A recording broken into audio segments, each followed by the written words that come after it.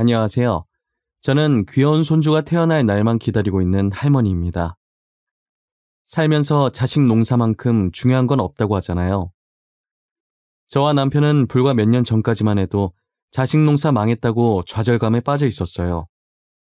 하지만 시들어 있던 꽃도 희망을 잃지 않고 진심을 담아 키우면 언젠간 다시 예쁜 꽃을 피우듯 저희 자식들도 뒤늦게나마 저희의 진심을 알아주기 시작하더라고요. 저와 자식 간에 있었던 일을 이야기하리라고는 생각을 해본 적이 없었는데 그래도 제 이야기를 통해 누군가에겐 힘이 되었으면 하는 마음에 사연을 보내게 되었습니다. 제게는 티 없이 맑고 순수하며 가족밖에 모르는 바보 같은 남편이 있어요. 저와 남편은 장애인센터에 봉사로 갔다가 우연히 만나 남들과 똑같이 연애를 하고 결혼했어요. 겉모습과 하는 행동을 보면 다른 사람들과 별반 다를 게 없지만 딱 하나 보통 사람들과 다른 점이 있었죠. 그건 바로 남편의 어눌한 말투인데요.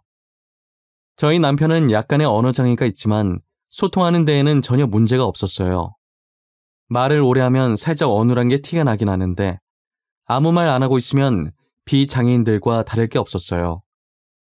겉모습만 보면 비장애인과 구분이 안 가는 남편도 사회생활을 하며 많이 차별을 당했더라고요. 일을 못하는 것도 아니었는데 단지 말투가 살짝 어눌하다는 이유로 무시를 당했었어요.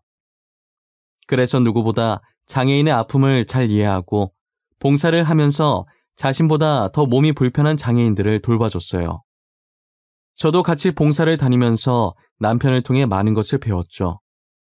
몸이 조금 불편하다는 것뿐이지 장애인도 곧 같은 사람인데 감정이 없는 게 아닐 거잖아요. 저희처럼 맛있다, 이쁘다, 좋다, 슬프다 이런 감정들을 다 느낄 거 아니에요. 가끔 장애인을 바라보는 사람들의 시선이 장애인은 우리랑 달리 감정 같은 건 전혀 못 느끼는 사람으로 보는 것 같다는 생각이 종종 들었어요. 그렇지 않고서야 어떻게 그들을 비웃고 무시할 수 있겠어요? 언젠간 장애인에 대한 인식이 바뀌었으면 좋겠고 지금보다 복지도 좋아져야 한다는 생각에 저부터라도 바뀌어보자라는 마음에 봉사도 많이 하고 기부도 종종 해왔던 것 같아요. 남편은 이런 생각하고 또 실천하려고 노력하는 사람 극히 드물다고 제게 엄지척을 날려주더라고요. 칭찬받으니 괜시리 기분이 좋고 더 열심히 하고 싶은 생각이 들었어요. 남편과 저는 봉사하면서 이야기도 많이 나누고 또 따로 만나면서 장애인들을 위해 우리가 할 수 있는 것들이 뭐가 있나 알아보면서 자연스럽게 친해지게 되었어요. 저는 남편과 그렇게 오래 말하면서 불편하다는 생각이 하나도 안 들었어요. 말투가 남들과 달리 아주 살짝 어눌하긴 하지만 의사소통이 안 되는 것도 아니고 남편이 제게 하고자 하는 말 다 할 수 있고 제가 남편에게 하는 말도 다 알아듣고 이해하니까요. 그리고 약자를 배려하고 아이들을 좋아하고 맑고 순수한 마음이 너무 예뻐 보였어요. 장애인이든 비장애인이든 상관없이 오로지 순수한 마음 하나만으로 제 마음을 빼앗아갔어요. 제가 결혼하고 싶은 사람이 생겼다고 부모님께 남편을 소개했을 때 솔직히 반대하실 줄 알았어요. 저희 부모님들이 가부장적인 성격이라 꽉 막혀 계신 분들이라고 생각했거든요. 그런데 남편을 보자마자 그동안 얼마나 고생을 많이 했겠냐고 안아주시는 거예요. 저를 워낙 엄하게 키우셔서 부모님께 그런 면이 있었는지 살면서 처음 알게 되었어요. 부모님은 못난 딸 잘 부탁한다며 안고 있던 남편을 쳐다봤는데 남편이 울고 있는 거예요. 이렇게 쉽게 울어서 딸을 믿고 맡길 수 있겠냐며 웃으시니까 남편은 바로 옷소매로 눈물을 훔치더니 눈물 참으려고 눈을 부릅뜨더라고요. 그 모습에 저와 부모님이 얼마나 웃었는지 몰라요. 그렇게 예상보다 쉽게 결혼 허락을 받았고 상견례 후 결혼 날짜를 잡았어요. 역시 청첩장을 받은 친구들의 반응은 왜 그런 남자를 만나냐는 반응뿐이더라고요. 소문으로 들은 친구들한테도 같은 내용의 문자가 날라왔었어요. 저는 그런 문자들을 받을 때마다 대답할 가치를 못 느껴서 답을 안 했죠. 그래도 제 결혼을 진심으로 응원해주는 친구들도 많았어요. 대단하다면서 자기들은 감히 그런 엄도 안 났을 것 같은데 저 보고 많이 배운다고 하면서요. 처음엔 비꼬는 건가 싶을 수 있었는데 정말 제게 한 말이 빈말은 아니었는지 그 뒤로 정말 장애인 봉사도 다녀오고 간간히 기부도 하고 그러더라고요. 가끔은 저랑 저희 남편과 같이 장애인 봉사를 간 적도 있어요. 저로 인해 조금씩 바뀌는 친구들을 볼 때마다 괜히 뿌듯해지더라고요. 저는 지나가는 사람들이 전부 다 알 정도로 그렇게 유명한 화가는 아니었지만 제 그림을 찾는 마니아층이 탄탄하게 있어서 밥벌이를 하고도 남는 화가였어요. 원래 집이랑 작업실을 분리했었는데 작업실 가기 전 준비하는 시간이 너무 아깝더라고요. 그래서 이번에 결혼하면서 신혼집을 작업실 겸 해서 조금 큰 2층 집으로 장만을 했어요. 1층은 온전히 저희 가족 생활하는 공간으로 활용했고 2층은 제 작업실 겸 남편 작업실로 만들었어요. 남편은 당장 작업할 게 없었지만 혹시나 나중에 하고자 하는 일이 생기면 쓰라고 만들어 놨었어요. 하지만 아이들이 태어나면서 남편은 육아를 하느라 바빴고 남편의 작업실은 아이들의 놀이터가 되었죠. 집이 곧 작업실이다 보니 아들 셋을 낳고도 육아에 문제될 게 전혀 없더라고요. 제가 작업할 땐 남편이 봐주고 작업이 끝나면 제가 아이들을 보고 남편을 쉬게 했어요. 남편과 붙어있는 시간이 더 길어서 아이들이 어찌나 남편을 좋아하던지 질투가 날 때도 있었어요. 하지만 그건 세상에 대해 아무것도 모를 순수했던 어릴 때의 이야기고 아이들의 머리가 클수록 말이 어눌한 남편을 멀리하기 시작하더라고요. 아빠 곁에서 한시라도 안 떨어지려고 하던 아이들이 이젠 자신의 근처에도 오지 말라고 하니 남편은 당연히 바뀐 아이들을 보면서 슬픔에 잠겨 있었죠. 한 번은 학부모 상담이 있어서 학교에 가려고 하는데 첫째가 진지하게 말을 하더라고요. 엄마, 아빠는 학교 안 오면 안 돼? 솔직히 우리 아빠는 다른 아빠들이랑 다르잖아. 나 진짜 부끄러워서 학교 못 다녀. 그러니까 엄마만 와. 알았지? 너 그게 무슨 말버릇이야? 내가 그렇게 가르쳤어? 아빠가 너 얼마나 이뻐했는데 어떻게 그래? 아, 싫은 걸 뭐 어쩌라고. 나 아빠가 말 더듬는 거 싫어. 그냥 말을 안 했으면 좋겠어. 가만히라도 있으면 괜찮은데 가서 말할 거 아니야. 누가 듣기라도 하면 어떡해. 나는 싫어. 부끄러워. 너 진짜 왜 그래? 원래 안 그랬잖아. 어릴 땐 아빠 좋다고 따라다녔었잖아. 도대체 왜 이렇게 아빠한테 상처를 주는 거야? 어? 엄마는 왜 자꾸 어릴 때 얘기를 꺼내? 지금은 싫다고. 내가 싫다잖아. 엄마만 오라는 게 그렇게 잘못된 거야? 엄마만 와도 되는 거잖아. 굳이 둘 다 와야 돼? 첫째는 남편이 학교에 가면 어눌한 말투 때문에 부끄럽기도 하고 친구들한테 놀림받는다고 남편을 두고 저 혼자만 학교에 오라고 하더라고요. 저는 제 배 아파 낳은 자식 입에서 그런 소리가 나올 줄은 꿈에도 몰랐어요. 정말 사소한 거라도 혼내면 다시는 안 혼나려고 같은 실수 반복 안 하는 아이인데 정말 사소한 거라도 혼내면 다시는 안 혼나려고 같은 실수 반복 안 하는 아이인데 남편과의 문제에선 절대 제 말을 들으려고 하지 않았어요. 매번 혼내고 싸워도 늘 처음으로 돌아가서 남편을 멀리하려고만 했어요. 첫째랑 같이 학교 갔다가 남편의 말투를 들은 아이들이 어린 마음에 첫째랑 안 놀아줬었나 봐요. 첫째에겐 아무 문제가 없었지만 남편이 말을 잘 하지 못한다는 이유 하나만으로 아이들이 피하고 놀아주지 않으려고 했던 거예요. 물론 그 아이들이 하는 행동은 정말 잘못된 것이고 그것 또한 가정교육의 문제였겠지만 첫째는 그 일로 상처를 받았고 원인이라 생각하는 남편에게 화풀이를 하게 된 거죠. 집 근처에 외식이라도 하려고 나가면 혹시나 친구들이랑 마주치게 될까봐 창피하다고 남편을 데리고 나가지 말자고 하는 통에 매번 다른 동네까지 가서 외식을 했었어요. 첫째가 계속 이렇게 행동하니 당연히 밑에 동생들도 보고 배워 첫째가 하는 행동 그대로 했어요. 하나만 난리쳐도 머리 아픈데 셋씩이나 난리를 치니 지옥이 따로 없었어요. 그래도 눈치껏 가부장적인 저희 부모님 앞에서는 한마디도 안 하고 있더라고요. 친정 부모님께서 장손이라고 첫째를 마냥 이뻐하셨었는데 전에 한번 남편한테 하는 행동을 보고 처음으로 첫째에게 정색하시면서 호되게 혼낸 적이 있으셨거든요. 저도 똑같이 혼을 냈었는데 풍기는 아우라가 달랐는지 그 뒤로는 외갓집에 간다고 하면 남편한테 찍소리도 못하고 구석에서 자기들끼리 놀고 있더라고요. 저는 그래도 아직 아이들이 어려서 못 모르고 사춘기니까 성인이 되어 철들면 바뀔 줄 알았어요. 하지만 제가 아이들을 과대평가했었는지 성인이 된 후에는 철이 들긴커녕 오히려 자기들 다 컸다고 남편에게 막대하는 게 더 심해지는 거예요. 이제 부모 도움 없이 혼자서 할 수 있는 것들이 많아지니 남편은 더 이상 필요 없다고 느껴진 거겠죠. 자식들 결혼시킬 때도 정말 많이 싸우고 남편과 저는 자식들에게 실망감을 느꼈어요. 상견례 하면서 아버지를 부르지 말자는 게 말이 되나요? 첫째는 아버지 바빠서 못 온다고 대충 말해놓을 테니 아예 오지 말라고 하고, 둘째는 남편과 똑 닮은 작은 아버지를 제 옆에 앉히겠다고 하는 거예요. 그나마 형들보다 양반이었던 셋째는 아버지 오시긴 하는데 원래 무뚝뚝해서 말이 없는 편이라고 했으니 짧게만 대답하라고, 길게 대답하면 들킨다고 신신당부를 하더라고요. 자식들 결혼시키면서 저희가 이렇게 심적으로 힘들고 상처받게 될 줄은 몰랐어요. 그 상황에도 남편은 허허하면서 바보같이 자식들이 하자는 대로 해주자고 하는 거예요. 괜히 자신이 고집 부려서 상견례 갔다가 결혼 못하게 되면 그 원망 누가 다 듣겠냐고 하면서요.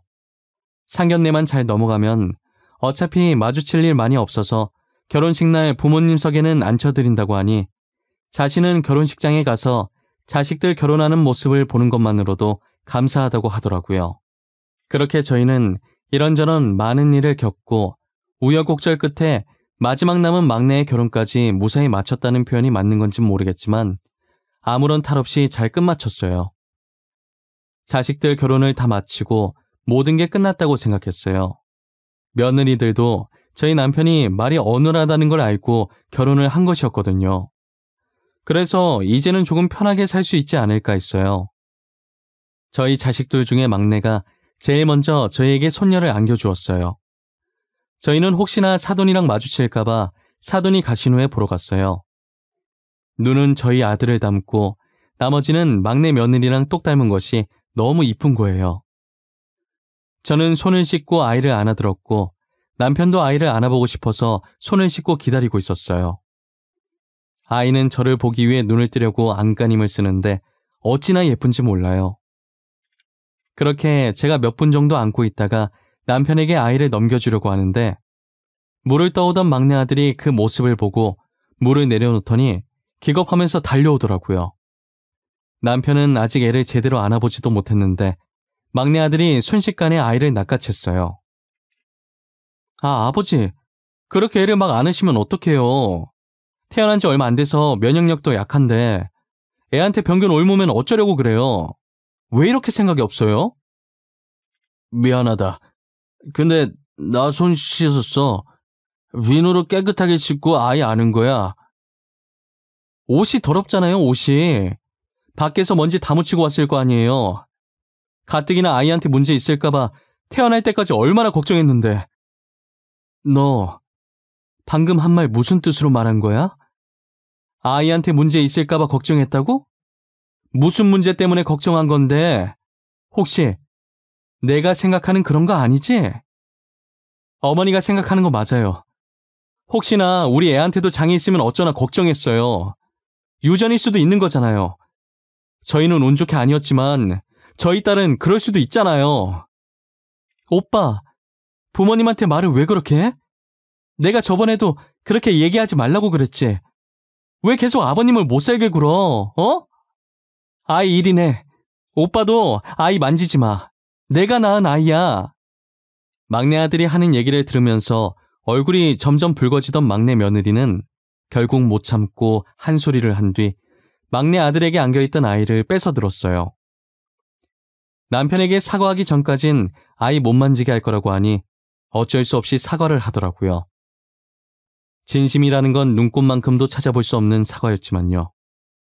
그래도 저희는 막내 며느리 덕분에 손녀를 마음껏 볼 수 있었어요. 막내 며느리가 매일같이 저희 집에 놀러와 저희에게 손녀를 보여주었거든요. 그러다 한 번은 막내 며느리가 짐을 싸서 저희 집으로 온 거예요.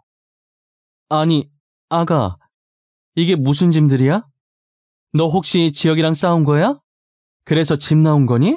그래? 내 말이 맞아? 저 당분간만 어머님, 아버님이랑 지내도 될까요? 저 오빠 버릇 고칠 때까지 집에 안 들어가려고요. 아이도 오빠한테 맡기고 왔어요. 도대체 무슨 일인데 그래? 아이까지 두고 올 정도로 심하게 싸운 거야? 무슨 일로 싸웠는지 나한테 말해봐. 들어보고 내가 도울 수 있는 일이면 도와줄게. 오빠가 아이 데리고 여기 오는 거 싫어하는 거예요. 저는 같이 아이 봐주셔서 좋은데. 그래서 화나서 당분간 나가 있겠다고 혼자서 애 잘 키워보라고 하고 나와버렸어요. 그래서 그렇게 짐 바리바리 싸들고 여기로 찾아온 거야? 혹시 매일 와서 그런 건가? 그럼 일주일에 한 번 오겠다고 말 잘해보지 그랬어. 그게 사실 아버님이랑 아이랑 같이 있는 걸 안 좋아해서요. 자꾸 이상한 소리 하면서 아버님이 아이 못 만지게 하라고 하잖아요. 그래서 짜증나서 싸웠어요. 막내 아들은 막내 며느리가 아이를 데리고 저희 집에 가는 것에 불만을 품었어요.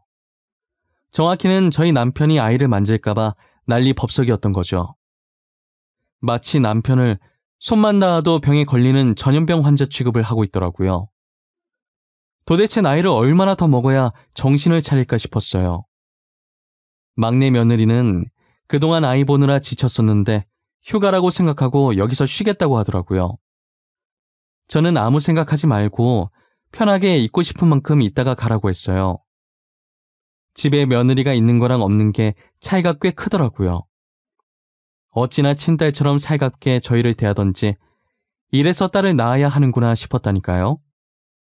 아무래도 며느리가 제 친딸은 아니니 어느 정도 벽이 있기 마련인데 막내 며느리는 전혀 없었어요. 혼자 장 보러 가려는데 괜찮다고 해도 계속 같이 가겠다며 옆에 붙어서 쫑알쫑알 말동무도 해주고 짐 많으니까 자기가 더 무거운 짐 들겠다고 제가 계산하고 있을 때 먼저 짐 들고 저만치 가 있더라고요.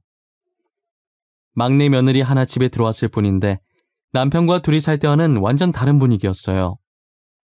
막내 며느리는 부모님께서 조부모님을 모시고 살고 계셔서 어릴 때 조부모님과 함께 지냈다고 하더라고요. 어릴 때 할머니, 할아버지와 함께 살아서 그런가 어른 공경할 줄 알고 기본이 되어 있는 아이였어요. 막내 며느리 얘기를 듣는데 우리 아들들도 친정 부모님께 맡겼다면 막내 며느리처럼 남편도 잘 챙겨주고 올바르게 잘 자라주지 않았을까 하는 생각이 잠깐 들었어요. 막내 며느리랑 같이 지내면서 저와 남편을 친부모님처럼 챙기는 모습에 저런 아이가 제 친딸이었으면 얼마나 좋았겠나 싶었던 적이 한두 번이 아니었죠. 그런데 무슨 바람이 불었는지 막내 아들도 짐을 싸서 저희 집으로 들어오겠다고 하더라고요. 조만간 자기 집에 있던 가구들도 올 건데 여기 있는 거 오래된 거라 버리고 자기 집에서 쓰던 것들 얼마 안 된 것들이니 그걸로 갈아치우자고 하면서요. 달라진 막내 아들을 보고 며느리는 웃고 있었고 남편과 저는 당황해하고 있었어요. 너 갑자기 뭐야? 며느리 데리러 온 게 아니라 우리랑 여기에 같이 살겠다고? 너가? 우리랑? 왜? 언제는 네 딸 만지는 것도 싫어하더니? 그동안 죄송했어요. 집사람이 그러고 간 뒤로 많이 생각했어요. 그동안 제가 두 분께 상처만 준 것 같더라고요. 정말 반성 많이 했어요. 어머님, 저희 여기서 살아도 되죠? 오빠도 살고 싶다잖아요. 저는 어머님이랑 아버님이랑 같이 사는 거 너무너무 좋아요. 나와 네 아버지는 상관없는데 너네가 불편하지 않겠니? 둘이 화해한 것 같은데 그냥 둘이서 재미나게 살지 그래. 우리는 괜찮아. 에이, 뭐가 불편해요. 저희는 하나도 안 불편해요. 오빠도 결혼 전까진 여기서 살았는데 불편할 게 뭐 있겠어요. 그리고 저는 이렇게 같이 사는 게 더 재밌어요. 막내 며느리는 제게 팔짱을 끼면서 같이 살게 해달라고 애교를 부리더라고요. 저야 같이 살면 시끌벅적한 게 사람 사는 집 같고 좋지만 아이들이 불편할까 걱정이었어요. 아이들은 불편할 것 하나 없다고 같이 살겠다고 하길래 못 이기는 척 그러라고 했죠. 도대체 막내 며느리가 어떻게 꼬등인 건지 모르겠지만 막내 아들이 많이 달라졌더라고요. 아직은 어색하지만 먼저 남편에게 다가가서 과일 건네고 목욕탕도 같이 가는 거예요. 달라진 아들의 모습에 놀라서 막내 며느리를 쳐다보면 아무 말 없이 웃으면서 어깨를 으쓱 하더라고요. 제가 다른 건 몰라도 며느리 하나는 정말 잘 뒀다는 생각을 했어요. 다른 아들들과 며느리들은 명절이나 특별한 일 아니면 연락도 안 하는데 막내 며느리는 스스로 시댁살이를 자처하니 어찌 안 이뻐할 수 있겠어요. 그렇게 막내 아들 내외랑 지내다 명절이 다가와 삼형제의 내외가 모이게 되었어요. 첫째와 둘째는 달라진 막내 아들을 보고 비아냥거리기 바쁘더라고요. 지혁이 말이야. 언제부터 저렇게 아버지를 챙겼다고 난리래? 아버지 뒷공무니만 쫓아다니네. 벌써부터 유산 노리고 저러는 건가? 에이, 설마. 근데 아버지 유산이랄 게 있나? 어머니 유산이면 몰라도 지혁이 아예 집도 정리하고 여기서 산다며. 진짜 아버지 우리 몰래 숨겨놓은 재산 있는 거 아니야? 그렇지 않고서야 저렇게 챙길 필요가 있어? 같이 아버지 무시할 땐 언제고 이제 와서 왜 저래? 이놈들아, 제발 철 좀 들어라. 너넨 언제 철 들려고 이러냐? 형이라는 놈들이 동생 욕을 해서 쓰겠어? 동생 좀 보고 배워. 뒤에서 동생 욕한다고 바쁜 한심한 아들들 머리를 숟가락으로 가볍게 쳤어요. 제가 자신들 옆에서 밤을 숟가락으로 퍼먹고 있자 서로 눈짓을 하더니 제 옆에 바짝 붙어서는 혹시 남편에게 숨겨진 재산이 있냐고 묻는 거예요. 아무래도 막내가 돈 냄새 맡고 저러는 것 같다고 하면서요. 남편한테 막대하는 것도 모자라서 막내를 돈밖에 모르는 속물로 만드는 게 너무 괘씸하더라고요. 그래서 먹고 있던 숟가락으로 다시 한번 아들들 머리를 내려쳤어요. 이번엔 힘 좀 실어서 내려치니 아팠는지 머리를 감싸주더라고요. 저는 주제를 바꿔보려고 손자 얘기를 하기 시작했어요. 너네는 언제 애 낳으려고 그러냐? 다 늙어서 낳을래? 너네 지금 결혼한 지가 언제야? 너는 6년, 너는 4년 됐지 않았니? 그러다 노산으로 애 낳기 힘들어진다. 낳을 거면 빨리 낳아. 아, 나도 낳고 싶어. 낳고 싶다고. 지금 누구 때문에 못 낳고 있는데. 우리라고 뭐 이러고 싶어서 이러는 줄 알아? 맞아. 우리도 아들, 딸 낳고 싶은데 무서워서 못 낳고 있는 거야. 엄마는 잘 알지도 못하면서 우리한테 그래? 무섭긴 뭐가 무서워. 애는 여자가 낳지. 네가 낳아? 막내 봐라. 막내는 벌써 낳아서 지금 애가 저만큼 컸다. 그러니까 쟤는 장애 하나 할까봐 겁나지도 않나. 어떻게 낳을 생각을 했지? 나는 진짜 우리 애도 장애 있을까봐 못 낳겠던데. 우리는 운 좋게 건강하게 태어났지만 한 대 걸러서 우리 애가 장애 있으면 어떡해. 우리 집사람도 엄청 걱정해. 애는 낳고 싶은데 문제 생길까봐. 아들들이 저렇게 얘기하니 며느리들도 무섭다고 한마디씩 거들기 시작하더라고요. 저는 와중에 남편이 제 심부름으로 잠시 밖에 나가 있어서 이 자리에 없다는 게 다행이라는 생각이 들었어요. 만약 같은 공간에 있어서 이 말을 들었다면 얼마나 상처를 받았겠어요. 순간 저도 욱해서 아들과 며느리들한테 그런 식으로 살지 말라고 소리쳤고 제 목소리가 커진 걸 듣고 부엌에 있던 막내 아들 내외가 무슨 일이냐고 뛰쳐나왔어요. 진짜 보자 하니까 너네 진짜 그딴 식으로 살지 마. 그러다 천벌받아. 그리고 첫째랑 둘째, 너네는 부모님이 그렇게 가르치셨니? 시아버지 대우 그딴 식으로 하라고 하셨어? 어머님, 무슨 일이에요? 왜 목소리가 커져요? 싸우는 거예요? 너네 아버지는 장애 가지고 태어나고 싶었겠니? 어? 내가 그동안 아직은 어려서 그렇겠지. 성인이어도 아비가 안 되어봐서 아비 마음을 모르겠지 하면서 그냥 넘겼어. 근데 정도가 심하지 않니? 우리는 걱정도 못해. 솔직히 우리가 틀린 말 한 것도 아니잖아. 우리 몸에 아버지 유전자 있으니까 우리 자식이 장애아로 태어날 가능성이 있는 거 맞잖아. 큰아주머님, 말을 왜 그렇게 해요? 키워준 아버지한테 그렇게밖에 말 못해요? 저희 할아버지도 장애인이셨어요. 근데 저희 아빠도 저도 비장애인이고 제 딸도 비장애인이에요. 막내 며느리는 첫째 아들 말에 들고 있던 뒤집개를 바닥에 던지면서 소리쳤어요. 갑작스러운 막내 며느리의 고백에 다들 놀란 듯 막내 며느리만 쳐다보고 아무 말도 못하더라고요. 그리고 울분을 토하듯 지금은 우리가 비장애인이지만 우리라고 장애인 안 될 줄 아냐고, 당장이라도 사고 잘못 나면 장애인 될 수 있는 거라고 주먹을 쥐면서 소리 질렀어요. 서열로 보나 나이로 보나 막내인 셋째 며느리가 자신들에게 삿대질하면서 소리를 질러도 맞는 말뿐이니 첫째, 둘째 아들 내외들이 아무 말도 못하더라고요. 저는 조용히 방 안으로 들어가 서랍 구석에 박혀있던 수첩들을 꺼내서 아들들 앞에 던져놨어요. 아들들은 제가 던진 수첩을 들더니 저를 쳐다보길래 한번 열어보라고 했어요. 수첩들 표지엔 아들들의 이름이 적혀 있었고 그 속엔 남편의 글씨로 빼곡히 가득 차 있었어요. 그 수첩엔 아들들이 태어난 직후부터 성인이 되어 결혼할 때까지의 육아일기가 적혀 있었어요. 저도 안 썼던 육아일기를 남편이 하루도 빼놓지 않고 써내려갔었죠. 남편은 어느 정도 컸을 때 한 일기장에 다 같이 적어도 됐을 텐데 꼭 한 사람씩 따로 일기를 적었어요. 육아일기를 보고 있으면 남편이 얼마나 자식들을 아껴왔는지 볼 수 있었어요.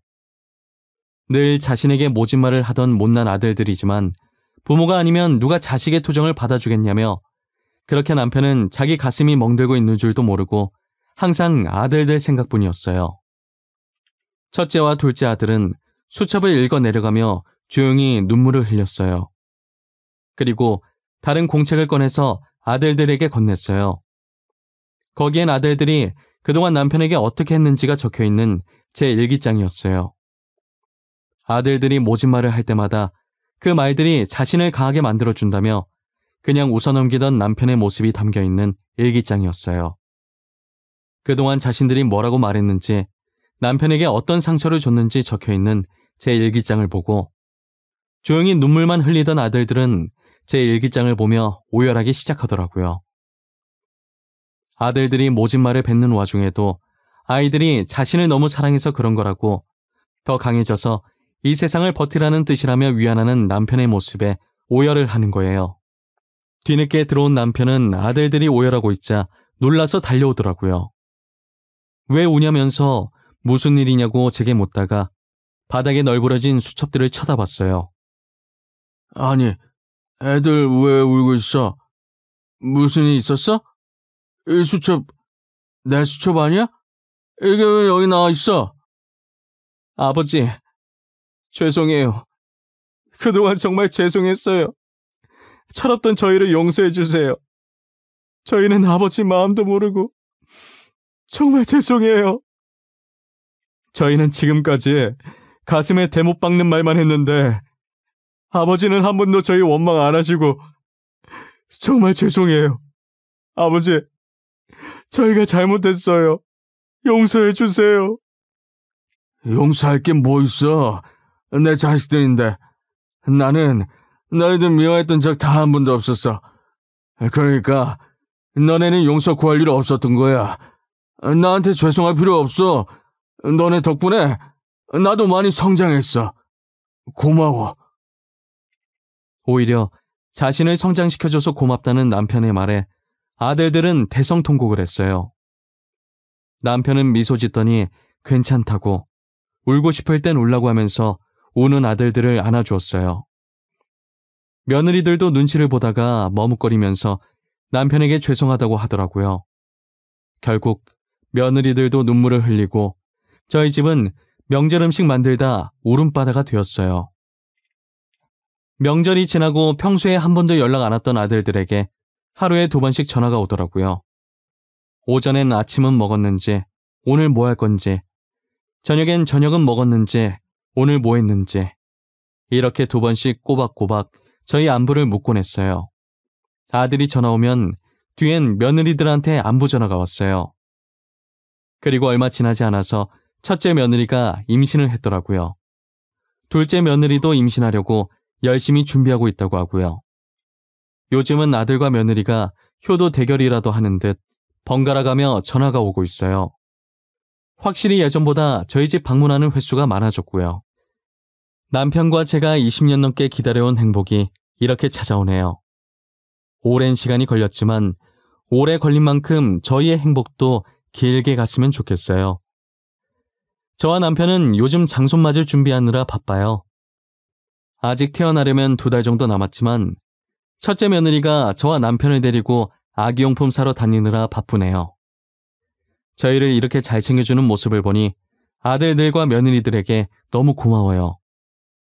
제 긴 이야기는 여기서 끝내보려고 합니다. 지금까지 들어주셔서 감사하고 제 사연을 들으시고 부모님이 생각나셨다면 당장 전화해서 사랑한다고 말해보는 게 어떨까 싶네요.